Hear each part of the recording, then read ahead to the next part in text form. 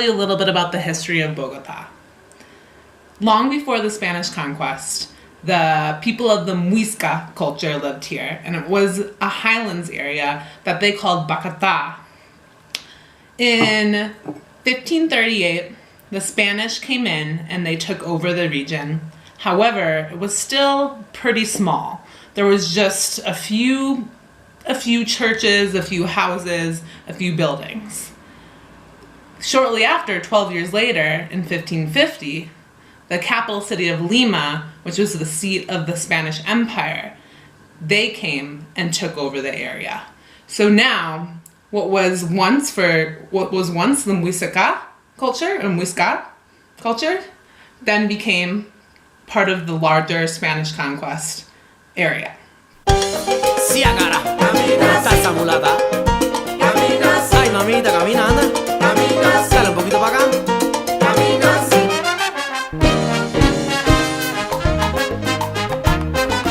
My name is Jana. And what's your organization? The organization is called Dame tu Lengua. It's a Spanish name, and it basically all started with an exchange program. Should I look into the camera? Yeah. Okay, sorry. It all started with an exchange program, which is still the base, where we have different tables, and at each table there is a different language spoken. And later on, there are typical games from Colombia, but also from other countries all over the world. Then we have a little party with typical Colombian beats. But the English teaching is a little bit different from other schools that teach languages in Bogota, because mostly the teachers are Colombian, so they're not native, and it's more a conversational class. So it's more about that. It's a relaxed atmosphere. Maybe there's a teacher from the US and 4 or 5 Colombian people. And with us you have always a native teacher. Que tienen mercado libre.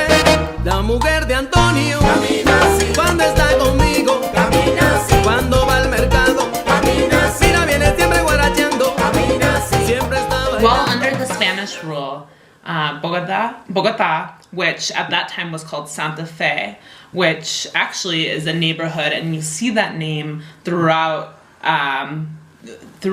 parts of Bogotá, throughout the city.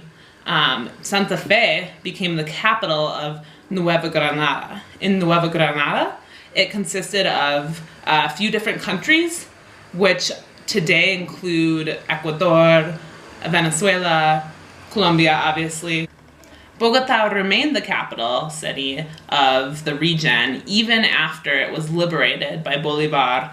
The Nueva Granada was liberated by Bolivar in 1821. And then it became a separate area, which was called Gran Colombia. It was no longer part of the Spanish. Sí, agarra. Está esa mulata. Ay, mamita, caminando. Sale un poquito para acá.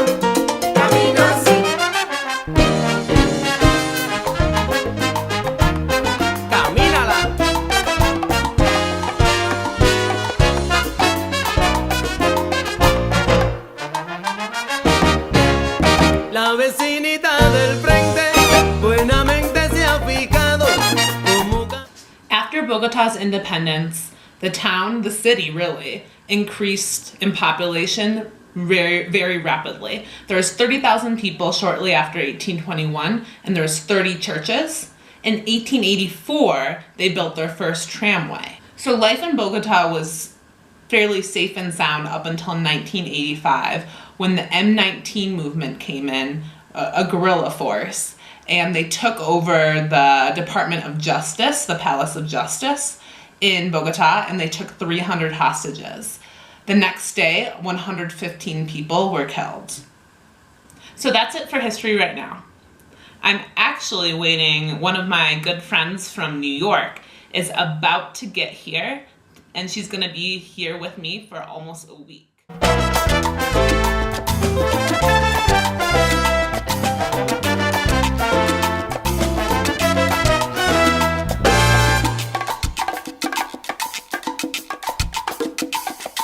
De Cuba traigo el son ritmo sabroso de Cuba dulce caña y rico ron, café